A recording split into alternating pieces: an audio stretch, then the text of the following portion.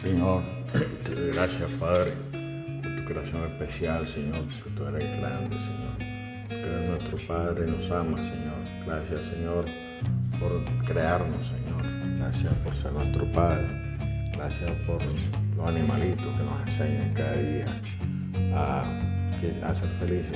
Ellos son felices y no son racionales. Nosotros que razonamos a veces no nos sentimos felices, Señor, pero los animales, el perrito nos enseña la felicidad, el hogar, la hermandad, a jugar con nuestros hijos, Señor, y hacer cada día mejor, estar felices, Señor. La felicidad está en nuestro corazón y la felicidad nos la das tú, Señor, porque viene del cielo. La verdadera felicidad viene del cielo. Gracias, Señor, porque tú eres nuestro Padre, Señor.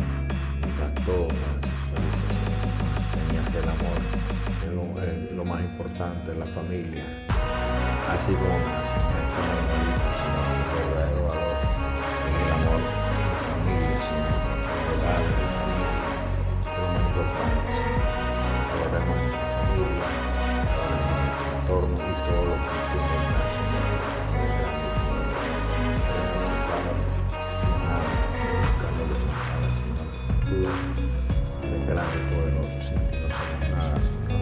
Y queremos ser felices. Aferrarnos a ti, Señor, y aprender los animalitos, Señor, cuidarlos y valorarlos, Señor. En el nombre de Jesús, entrego este día hermoso y maravilloso que nos da, Señor. Solo tú eres santo, porque toda la gloria y toda la honra es para ti, Señor. Porque solo tú eres grande, Señor. Que tú nos amas, Señor, y nunca nos desamparas, Señor, en el nombre de Jesús. Amén.